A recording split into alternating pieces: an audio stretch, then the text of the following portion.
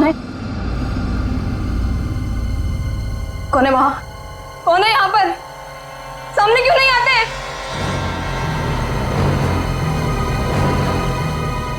बस बहुत हो गया, बंद करो ये खेल, बंद करो ये खेल।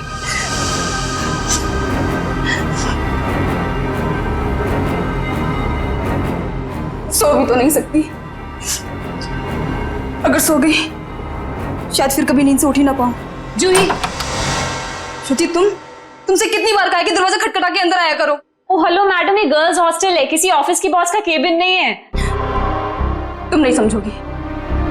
जूही, क्या हुआ तुम्हें? इतनी चिड़चिड़ी और उखड़ी उखड़ी क्यों लग रही हो? जो इंसान 4 दिन से सोया नहीं हो ना, उसका बर्ताव ऐसे ही होगा ना। सोती क्यों नहीं?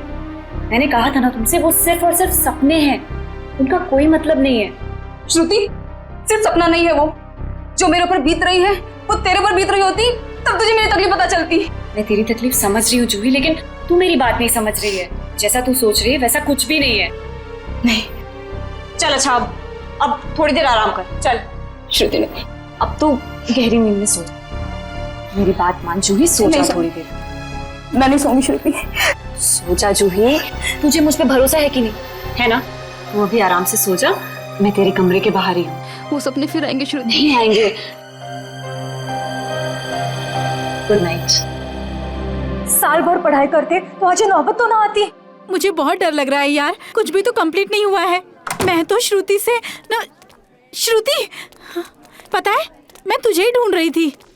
मुझे तेरे नोट्स देना यार, वरना पता नहीं एग्जाम्स में क्या होगा। मुझे बहुत डर लग रहा है यार। मेरे भी नोट्स अधूरे हैं। अच्छा ऐसा करते हैं कि कल लाइब्रेरी जाके इकट्ठा नोट्स बना लेते हैं। तुम दोनों टेंशन क्यों ले रहे हो? अरे गर्ल्स, क्या हो रहा है? एग्जाम शुरू होने वाले हैं। चलो सब अपने अपने कमरे में जाओ और जाकर पढ़ाई करो, बहुत रात हो गई है। Yes madam.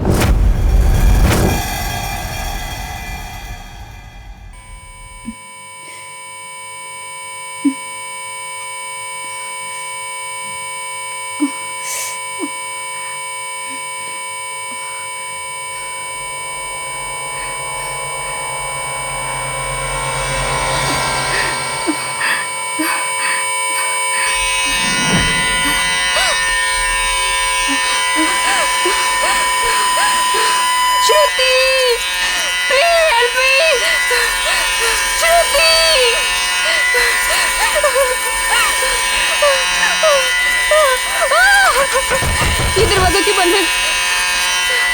श्रुति, ये लाइट क्यों नहीं जल रही है?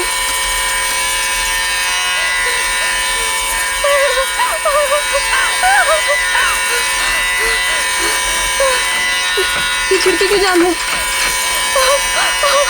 बंद करो ये आवाज, मेरे कान के पट्टे फट जाएंगे।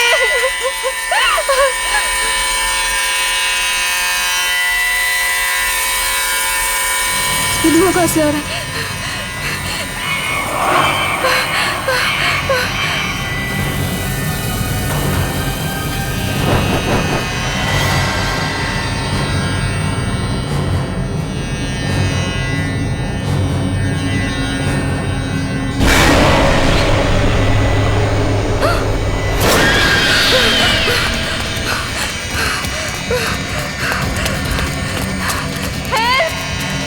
कोई बचाओ मुझे! हेल्प! कोई है? बचाओ! Please help me! कोई है? कोई बचाओ मुझे! मत मारो मुझे! मत मारो! मत मारो मुझे! मत मारो!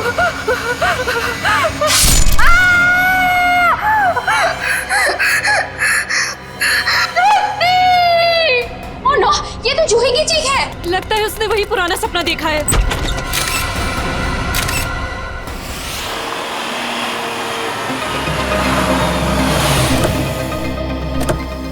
आश्रया, क्या पता चला?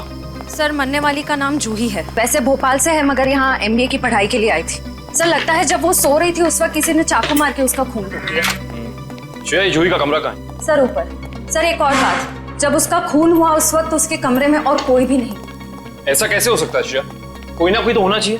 ऐसा जरूरी नहीं है सर, इस तरह की मौतों में कई बार आत्माओं का हाथ होता है। प्लीज, एसीपी सर मुझे पहले ही बता चुके हैं आपकी इन कहानियों के बारे में। बेहतर होगा कि इन मर्डर केसेस के साथ ये आत्माओं की कहानियां ना जोड़ें। प्लीज, समझ गए? यही कमरा है? Yes sir. आइए। एक्सक्यूज मी, प्लीज एक सेकंड, एक्सक्यूज मी।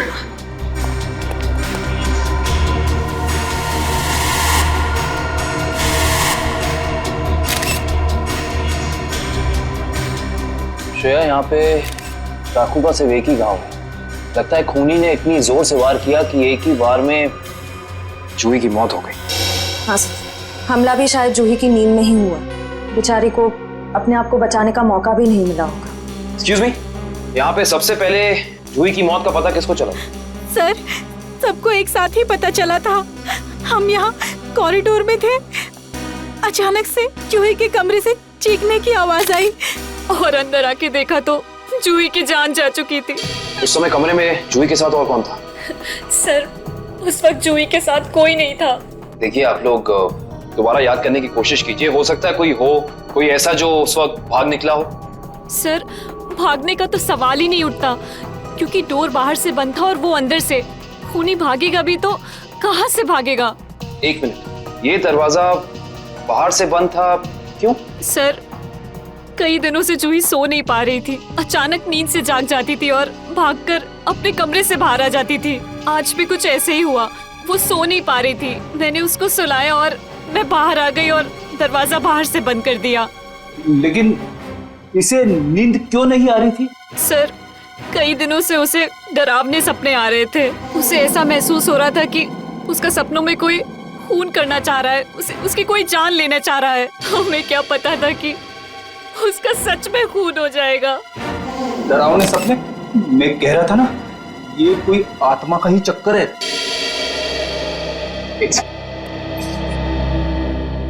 आपको कितनी बार बताया है कि आत्माओं की बातें सबके सामने मत किया करिए।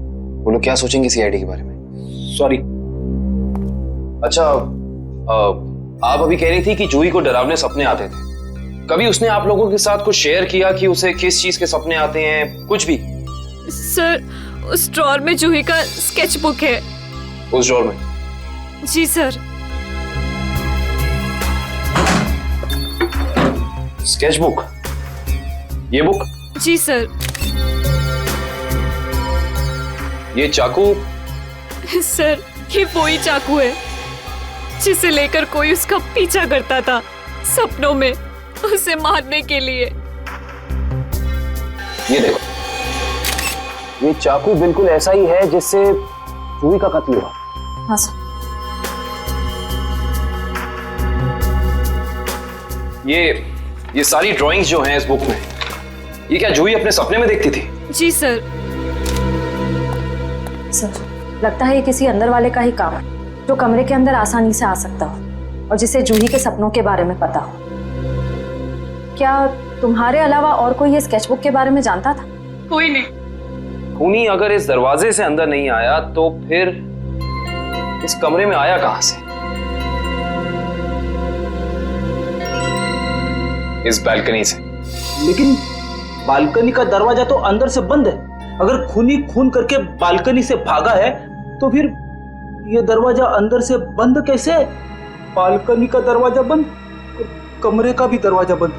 कहीं जूही की आग? ये खूनी यहाँ आया कहां से, ये अभी पता चल जाएगा।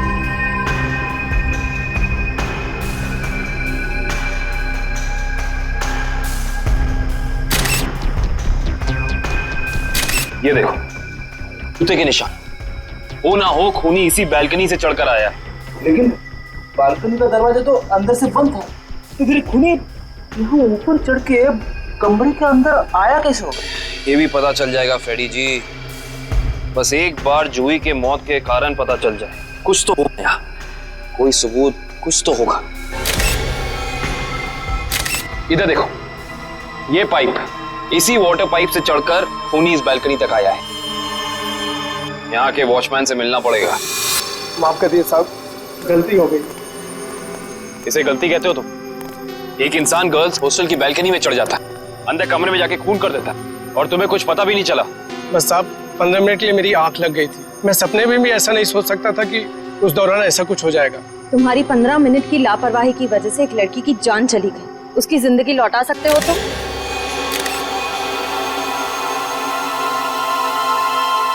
सर, ये जूता यहाँ झाड़ियों में पड़ा हुआ था। जूता यहाँ पे? हो ना हो, ये जूता उसी खूनी का है। सर, ये तो किसी आदमी का जूता लगता है। यानी बालकनी में जो इंसान चढ़ा था वो कोई आदमी था? सुनो, ये जूते को पहचानते हो? नहीं साहब।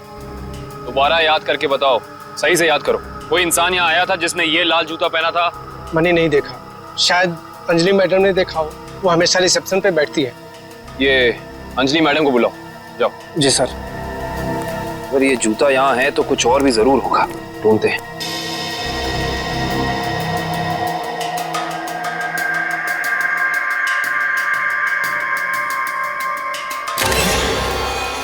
इस तरफ ये जूतों के निशान। एक जूते का निशान थोड़ा गाढ़ा है और दूसरे का हल्का। ये वाला गाढ़ा है। इसका तो एक ही मतलब है, ये जूता जिसका भी है वो इंसान लंगड़ा के चल रहा था।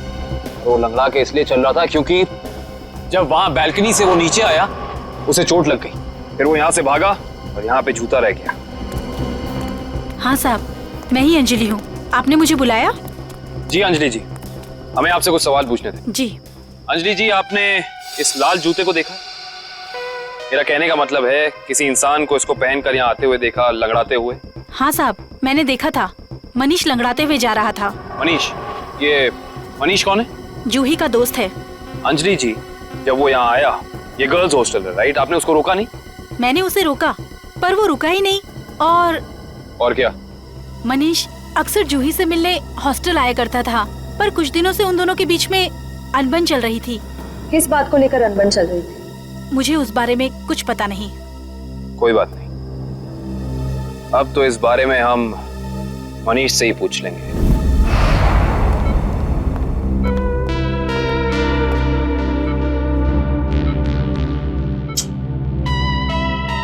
मनीष, कैसे हो यार? मैं ठीक हूँ, पर आप लोग कौन हैं? तुम्हारे शुभचिंतक हैं, सीआईडी वाले। सीआईडी? क्या बात है? क्या मेरी जान को किसी से खतरा है क्या? सुना आपने? खुद एक बेचारी लड़की को मार के खटिया पे लेटा पड़ा है और पूछ रहा है कि मेरी जान को कोई खतरा तो नहीं है। ये क्या कह रहे हैं आप? मैंने किसी की जान नहीं ली। मनीष, ये पाँव में चोट कैसे लगी तुम्हें? वो मैं सड़क पार कर रहा था तो एक बाइक वाले ने टक्कर मार दी मुझे। सड़क पार कर रहा था बेचारा, टक्कर मार दी? वैसे ये हादसा हुआ कहाँ? MI रोड पे, जीपीओ के सामने। जीपीओ के सामने? तभी तो। वैसे अगर ऐसा था तो ये लाल रंग का जूता जो तुम्हारा है, हमें पता है जीपीओ के सामने मिलना चाहिए था। पर कमाल की बात देखो, ये जूता हमें स्वर्णिमा गर्ल्स हॉस्टल के बाहर मिला। कैसे? मेरा जूता वहां कैसे पहुंचा? देखो मनीष, हमसे झूठ बोलकर कोई फायदा नहीं है। सच निकालने के और कई तरीके आते हैं। बेहतर होगा हमें सब सच बता दो। क्यों मारा तुमने जूही को? क्या जूही की मौत हो गई? खून हो गया उसका। क्यों गए थे तुम वहां? देखिए, मैं जूही के बालकनी में गया जरूर था, लेकिन मैंने जूही को नहीं मारा। इतनी रात को तुम वहाँ क्या करने गए थे मनीष? मुझे उससे बात करनी थी। ऐसी कौन सी बात थी जो तुम दिन के उजाले में नहीं कर सकते थे, जिसके लिए तुम्हें रात के अंधेरे का सहारा उठाकर चोरों की तरह पाइप से चढ़कर उसकी बैल्कनी तक जाना पड़ा? मैं उससे माफी मांगना चाहता था। दरअसल मैंने उसके दोस्ती को प्यार समझने की गलती की थी, लेकिन जब मैं वहां पहुंचा तो मैंने देखा कि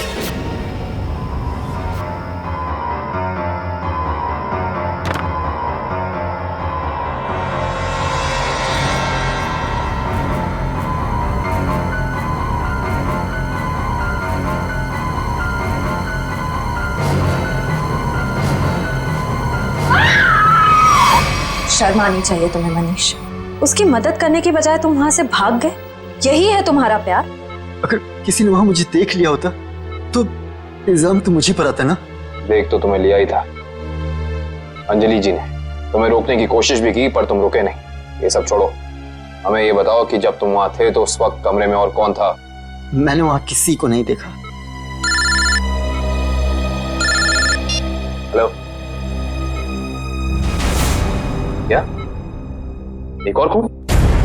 कहां पे?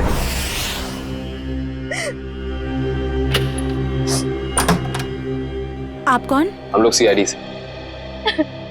आइए।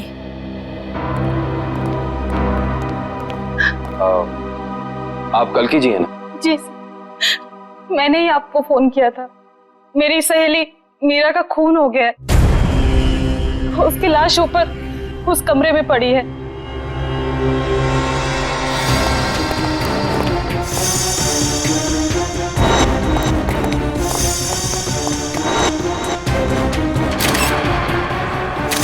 श्रेया, ये चाकू तो बिल्कुल वैसा ही लग रहा है जैसा जूही की मौत में यूज हुआ था।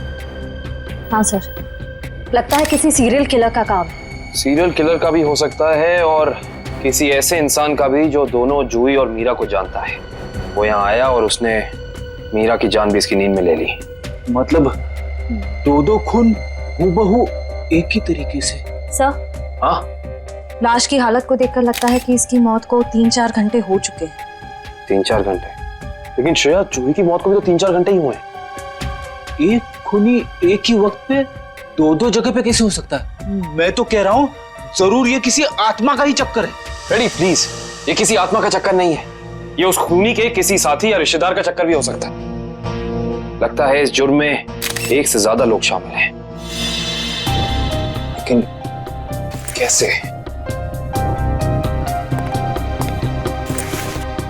कैसे हो सकता है? इस कमरे की सारी खिड़कियां, सारे दरवाजे अंदर से बंद हैं। और यहाँ पे कोई बालकनी भी नहीं है उस हॉस्टल की तरफ। तो फिर वो खूनी इस कमरे में आया कैसे? इस कमरे की तलाशी लो, कोई ना कोई सुराग जरूर मिलेगा। श्रेया, इसकी फोटो एल्बम और फोन डायरीज चेक करो। हो सकता है जूही और मीरा के बीच में कोई ना कोई कनेक्शन मिल जाए हमें। सर, रेडी, एम्बुलेंस को फोन करो बॉडी ले जाने के लिए। मुझे नीचे इसकी दोस्त से कुछ सवाल पूछने हैं।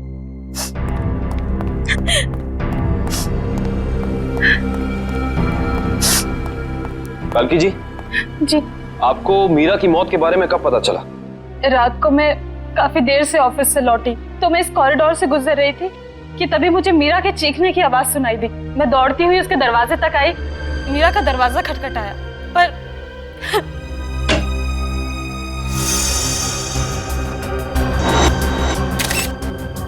फिर क्या हुआ? मेरा मतलब जब आप यहाँ आई तो ये दरवाजा खुला था कि बंद था?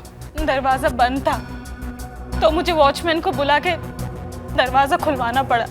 कल्की जी, जब आप यहाँ पे आई तो आपको यहाँ इस घर में कोई भी निकलते हुए यहाँ से दिखा, भागते हुए दिखा? नहीं।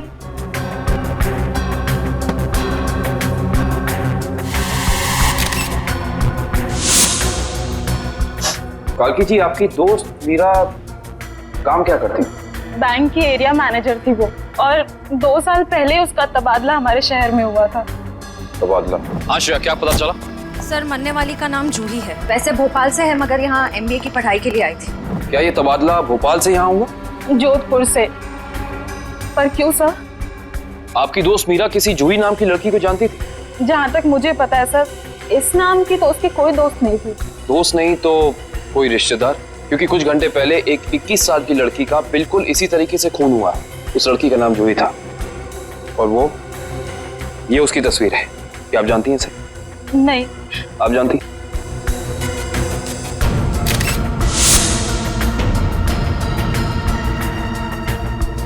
ये क्या हो रहा है हमारे शहर में?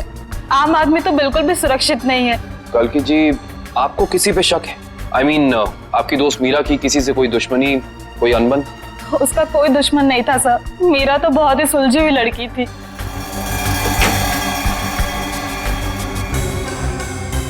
अच्छा, ये तस्वीर देखिए। इस आदमी का नाम मनीष है। क्या आप इसे जानती हैं? नहीं सर।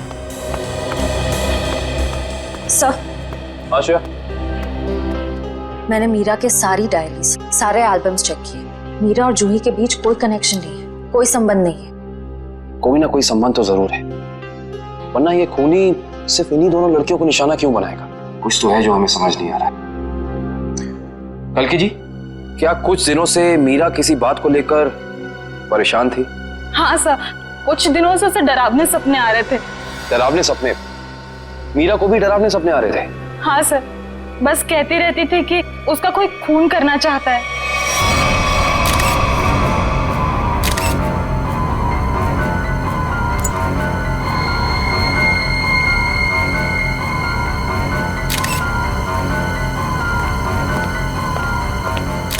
ये कैसे हो सकता है सर? जूही और मीरा को ठीक एक तरीके के सपने कैसे आ सकते हैं? सर, खूनी के अंदर आने का रास्ता तो नहीं मिला है, लेकिन ये स्क्रू मिला है मीरा के बेड के नीचे से। एक काम करिए, वॉचमैन से पूछताछ कीजिए, देखिए क्या पता चलता है मीरा के बारे में। तब तक इस स्क्रू की गुत्थी को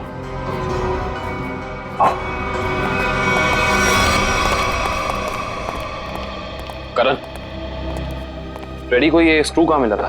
सर वहां उधर। इधर? ये स्क्रू हाँ आया कैसे होगा? हाँ ले आओ, संभाल के। इश्ता, श्रेया, संभाल के।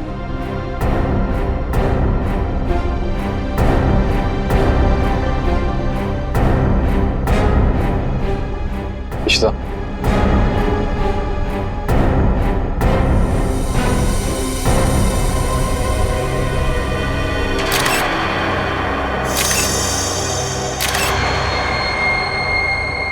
ये बात है। क्या हो सर? ये देख रही हो सीलिंग फैन? अब ये सीलिंग फैन इस स्क्रू की गुत्थी को सुलझाएगा। करण, समझ गया सर।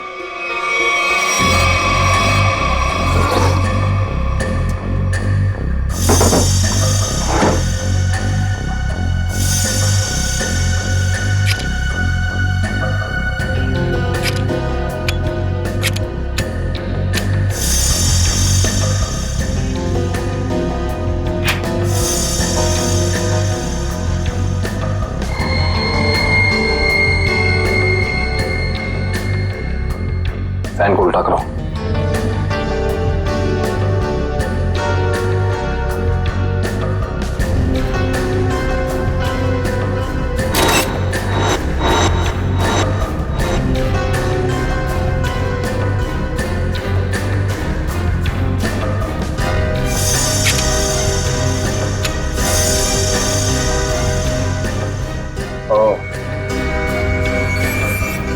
सर यानी ये स्क्रू इस फैन का है?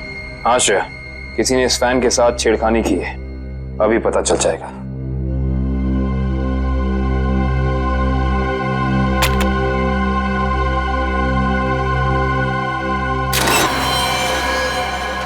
ओह माय गॉड, तो ये बात है, मतलब चाकू इसके अंदर था। इसके अंदर से इस मैकेनिज्म के जरिए चाकू सीलिंग से नीचे गिरा मीरा के पेट में और उसकी मौत हो गई। अब समझ में आया, ये कारण है जिस वजह से खूनी इस कमरे में नहीं था। उसकी जरूरत ही नहीं थी, उसका काम तो ये सीलिंग फैन कर रहा था। इसका मतलब जूही के कमरे में भी बिल्कुल ऐसा ही सीलिंग फैन होगा जिसके अंदर सेम मैकेनिज्म फिट होगा। वहां भी चाकू सीलिंग से गिरा और जूही की मौत हो गई। सर हो सकता है खूनी ने रिमोट कंट्रोल के जरिए इस चाकू को कंट्रोल किया हो सकता है। और सवाल यह है श्रेया कि खूनी को कैसे पता चला कि सही वक्त रिमोट बटन दबाने का कौन सा था? हाँ सर, क्योंकि ना तो हमें मीरा के कमरे से कोई कैमरा मिला, ना ही जूही के कमरे से, जिससे ये पता चले कि खूनी दोनों लड़कियों पर नजर रख रहा था। वो भी पता चल जाएगा इस सीलिंग फैन के चाकू के मैकेनिज्म के जरिए। क्या ये मीरा और जूही, इन दोनों के बीच में कोई ना कोई संबंध तो जरूर है, कोई ना कोई संबंध तो जरूर है। मगर सर दूर दूर तक इन दोनों के बीच कोई संबंध नजर तो नहीं आ रहा। इन दोनों के उम्र में बहुत फर्क है, उनके रहन सहन, तौर तरीके, ये जूही का कॉलेज और मीरा के काम करने की जगह, आपस में कहीं भी कोई तालमेल नहीं है सर। सर, हाँ सर, वो फैन और चाकू का मैकेनिज्म रेडी है। चलो देखते हैं।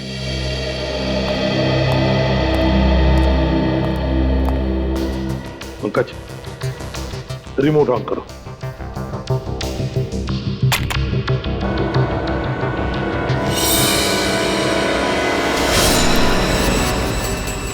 मगर जैसे ही रिमोट का बटन दब गया, इस फैन के मैकेनिज्म के अंदर जो इंफ्रारेड लाइट थी वो ऑन हो गई, लॉक खुल गया और उसकी वजह से ट्रिगर ऑन हो गया। ट्रिगर ऑन होने से इसके अंदर जो छुपा के रखा था चाकू, वो सीधा नीचे गिर गया, सीधे उसके शरीर के अंदर जो फैन के नीचे सोया हुआ था। मगर दया, एक बात है, ऐसे मैकेनिज्म की जो रिमोट होते हैं, वो रिमोट ज्यादातर 50 मीटर की दूरी के अंदर ही काम कर सकते हैं। तो फिर जरूर जहां पर मीरा और जूही रहती थी उसके आसपास ही ये आदमी खड़ा था। जिसने भी ये किया है वो 50 मीटर की दूरी के अंदर ही खड़ा था। वहां से उसने रिमोट चलाया और खून कर दिया मीरा और जूही का। और फिर वो सपने, वो एक जैसे सपने जो मीरा और जूही दोनों की नींद में आते थे, ऐसे सपने तो जानबूझकर ही डाले जा सकते हैं, प्लान करके डाले जा सकते हैं, मगर उसके लिए जरूर कोई तो ट्रिगर होना चाहिए। सर, हाँ, जूही के कमरे में लगे पंखे में भी ठीक ऐसा ही मैकेनिज्म मिला है। और तो और जूही और मीरा दोनों के कमरों में 1 हफ्ते पहले इलेक्ट्रिकल वायरिंग का कुछ काम हुआ था। जूही और मीरा दोनों के घर में, दोनों के कमरों में 1 हफ्ते पहले इलेक्ट्रिकल वायरिंग हुई थी। कहीं ऐसा तो नहीं कि ये वही इलेक्ट्रीशियन है जिसने दोनों के घरों में इलेक्ट्रिकल का काम कर दिया और फिर खून भी उसी ने किया? पता लगाना पड़ेगा इस इलेक्ट्रीशियन के बारे में।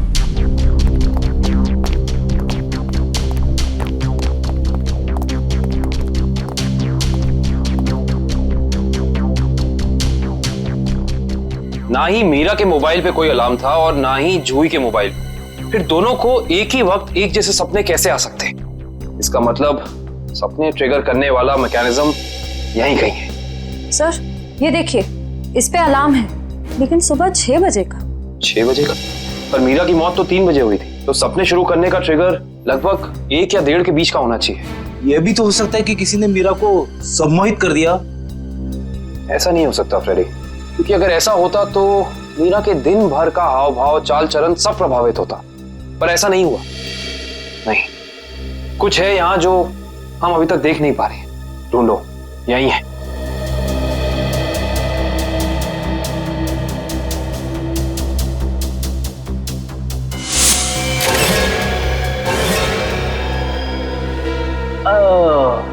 ये देखो,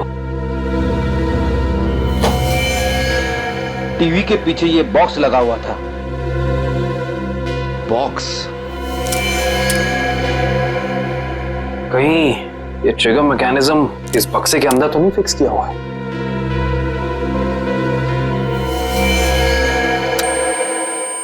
अरे अलार्म बंद करो, ये आवाज मेरे कान के पर्दे फटा ली। सर, कौन सी आवाज? यहाँ कोई अलार्म नहीं बज रहा है। अरे इतने जोर से बज रहा है, सुनाई नहीं दे रहा है। बंद करो। हाँ, बज तो रहा है, लेकिन बहुत धीमी आवाज में। बंद करो, बंद करो। बंद हो। Thank you. इतना भद्दा अलार्म मैंने जिंदगी में नहीं सुना। सोने वाला उठेगा नहीं, हार्ट अटैक से सीधे ऊपर चला जाएगा। मगर सर, अलार्म की आवाज सिर्फ आपको कैसे सुनाई दी? हो सकता है श्रेया, क्योंकि ये लो फ्रीक्वेंसी अलार्म है। श्रेया, ये सिर्फ उन लोगों को सुनाई देता है जिनकी साउंड टॉलरेंस और सुनने की शक्ति इसकी ध्वनि से मेल खाती है। यानी फ्रेडी सर की तरह जूही और मीरा भी इस अलार्म की आवाज को सुन सकती थी। वो ये बात नहीं जानता था। उसने इस ध्वनि का इस्तेमाल सिर्फ उनके दिमाग को कंडीशन करने के लिए किया, ट्यून करने के लिए, ताकि उन्हें वो डरावने सपने दिखा सके। लेकिन डरावने सपनों का कोई संबंध ही नहीं था इस मौत से। अगर वो चाहता तो बिना सपनों के भी मार सकता था उन्हें। मार सकता था, पर शायद वो ऐसा चाहता नहीं था। खूनी अपने शिकार के साथ खेलना चाहता था, तड़पाना चाहता था, फिर उनकी नींद में उन्हें एक गहरी मौत देना चाहता था। इंटरेस्टिंग। करण सर, कल की को बुला के लाइए। जी। को ये देखो।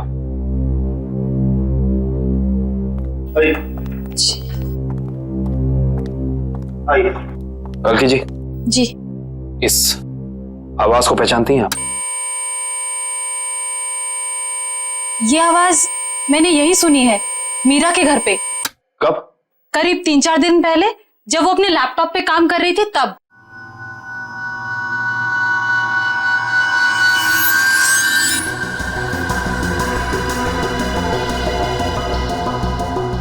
आपको मीरा के लैपटॉप का पासवर्ड पता है? नहीं सर। हमें कंप्यूटर एक्सपर्ट से इसका पासवर्ड ब्रेक कराना होगा, लेकिन मुझे लगता है कि हमारे सारे सवालों के जवाब इसी लैपटॉप के अंदर है, इसके अंदर।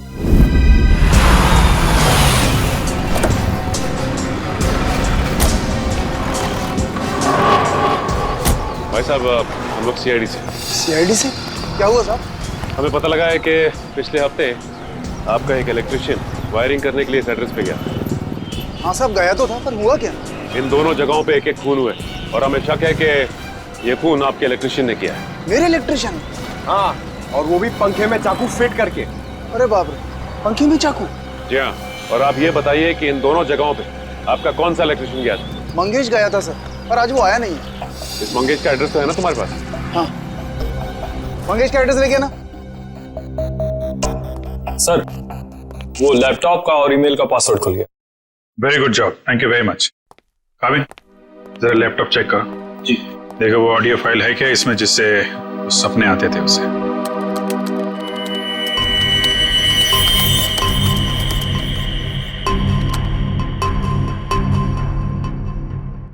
सर, इस कंप्यूटर में कोई ऑडियो फाइल नहीं है। हाँ, लेकिन मीरा के ईमेल अकाउंट में एक वीडियो फाइल दिख रही है। Video file? खोलो खोलो इसे जरा।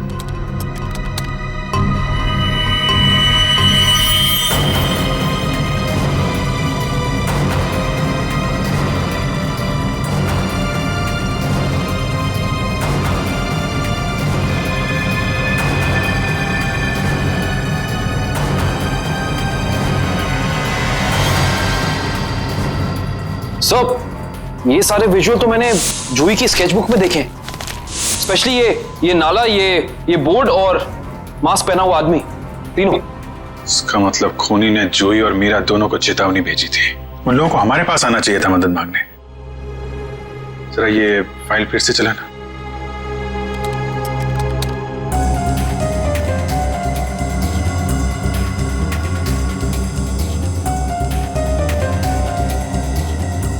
Boss boss boss, Banjara road जो शहर के पश्चिमी हिस्से में है ना? Yes sir. मतलब जो कुछ हुआ है बंजारा रोड पे ही हुआ है। क्या? ठीक है, ओके। सर, उस इलेक्ट्रिशियन मंगेश का जो पता मिला था वो नकली है सर। कोई बात नहीं, स्केच बनवाओ उसका और अपने डेटाबेस में चेक करो। बंजारा रोड, वहां जाके देखना पड़ेगा। सब लोग बाहर ध्यान रखना।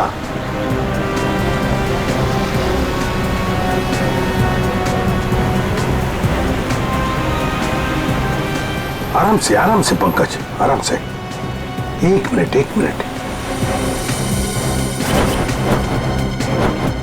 यह है ना एक सूखा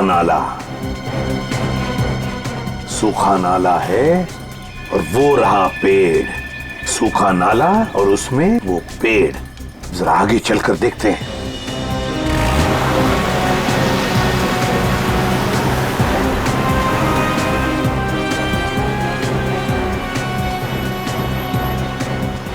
एक मिनट पंकज, एक मिनट।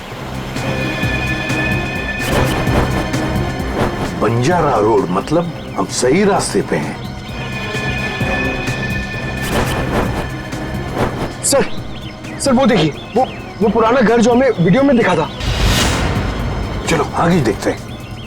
अगर खूनी इस जगह का वीडियो बना के मीरा और जूही को भेज क्यों रहा था? हाँ, शायद उन दोनों को अपने अतीत का याद दिलाने के लिए। मगर सर, मैंने पता किया सर, इस बंजारा रोड पे आज तक एक क्राइम नहीं हुआ है। यहाँ तक कि पुलिस ने एक चालान तक नहीं काटा है। सर, वो रही बिल्डिंग। हाँ, वो क्या, रॉयल मून होटल। ले लो अंदर।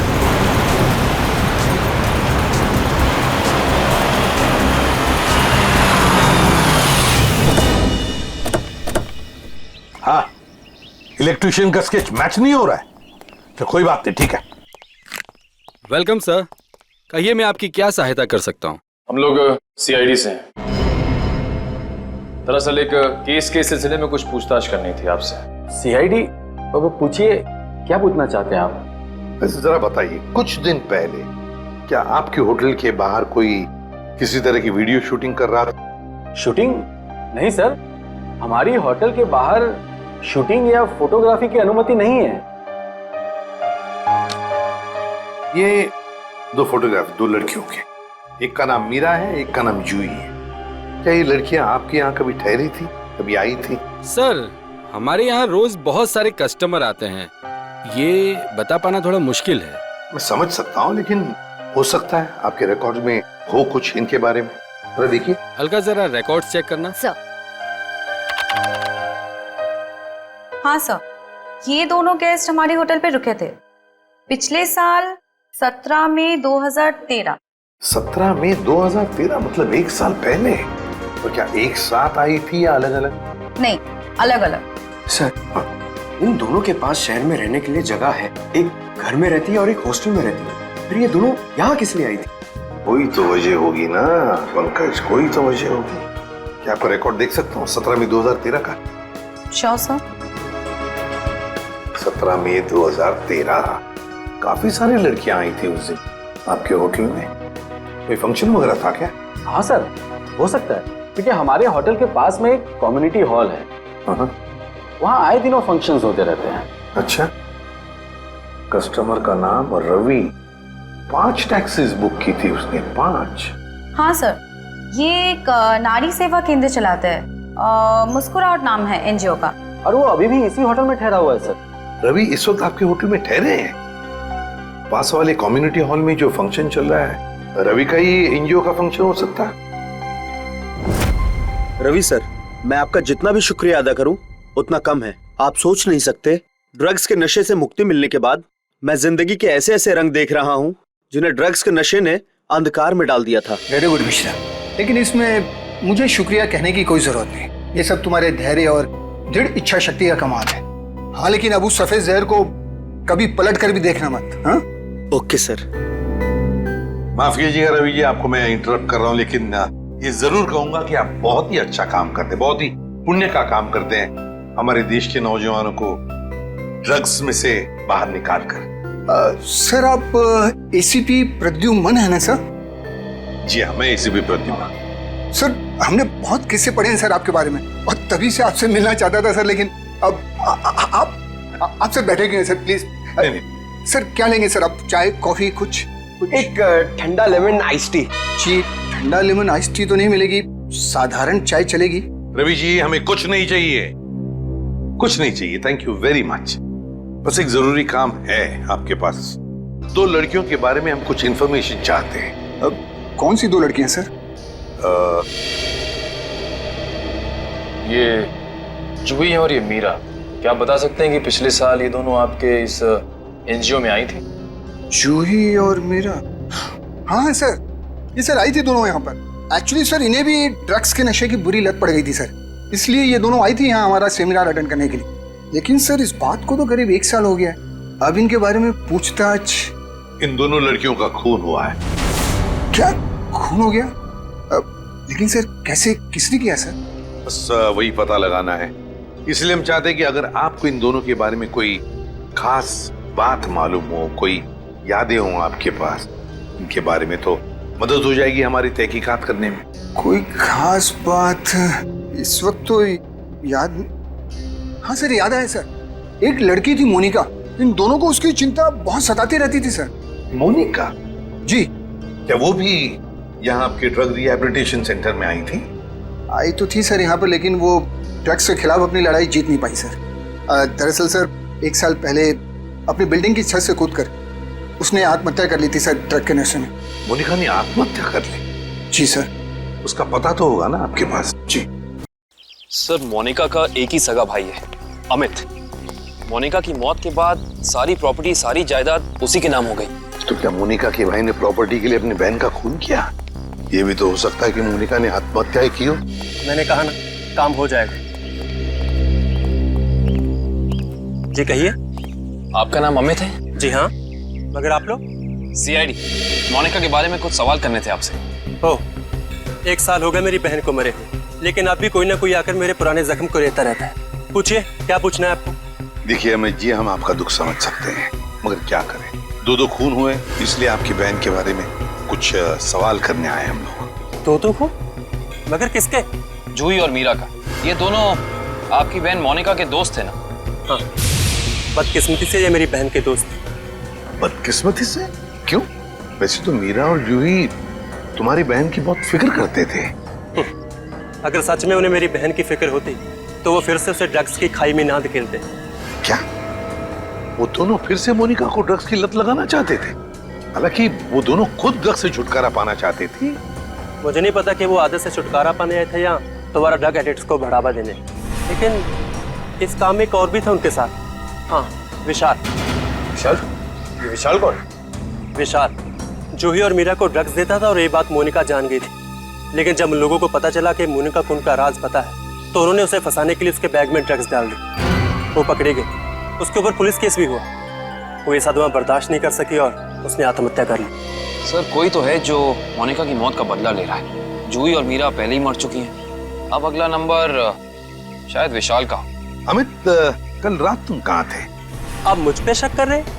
क्या करें, शक करने की आदत जो है हमें। और फिर तुम तो अपनी बहन के सबसे करीबी हो ना। मुझसे ज्यादा करीबी तो उसका मंगेतर था, रणविजय। दोनों ने जन्मों जन्मों तक साथ रहने की कस्में खा रखी थी। रणविजय? ये रणविजय यही है ना? हाँ, यही तो है वो। लेकिन रणविजय का स्केच आपके पास कैसे? हो सकता है मीरा, जूही और मोनिका की मौत का राज रणविजय जानता हो। Thank you Ranvijay. सब हो रहा विशाल का घर। विशाल की जान को खतरा हो सकता है।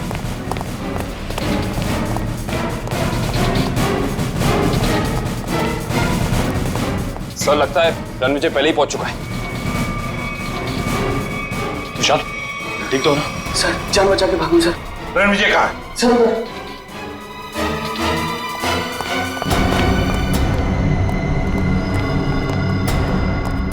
यहाँ तो कोई भी नहीं है। सर, शायद यहाँ से भागा होगा।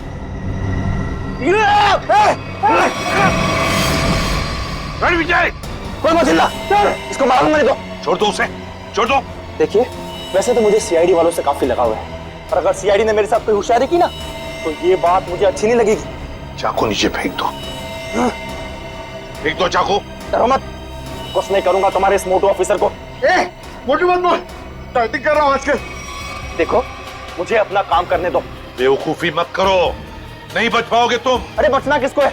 एक बार मैं इस विशाल को मार दूं, भले मुझे फांसी हो जाए, फिर मुझे मंजूर है। देखो रणविजय, ये सब करने से क्या मोनिका वापस आएगी? भले ही वापस ना, लेकिन मेरी बदले की आंख तो पूरी होगी। इन तीनों ने रातों की नींद उड़ा दी थी मोनिका की, इसलिए मैं भी इनके साथ वही कर रहा हूं। इन्हें तड़पा तड़पा कर मारूंगा मैं। देखो रणविजय, मोनिका के साथ जो कुछ भी हुआ ठीक नहीं हुआ। इन तीनों की वजह से बेचारी को जेल जाना पड़ा, बदनामी हुई। नहीं, रात रात भर सो नहीं पाती थी वो, बुरे बुरे सपने देखकर जाग जाती थी। ये विशाल ने मोनिका का बंजारा रोड पे पीछा किया था उसे मार डालने के लिए, इसलिए मैंने भी इन्हें पहले बुरे बुरे सपने दिखाए और अब मैं इन्हें मौत की नींद सुला रहा हूं। रणविजय, ये तुम क्या करने जा रहे हो? विशाल को उसके किए की सजा कानून देगा। अरे कानून का क्या? प्यार तो मैंने अपना खोया है ना।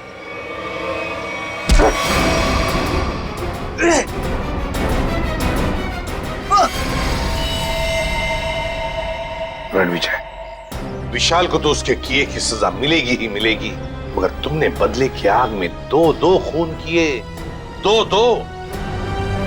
तुम्हें तो शायद फांसी ही होगी, फांसी।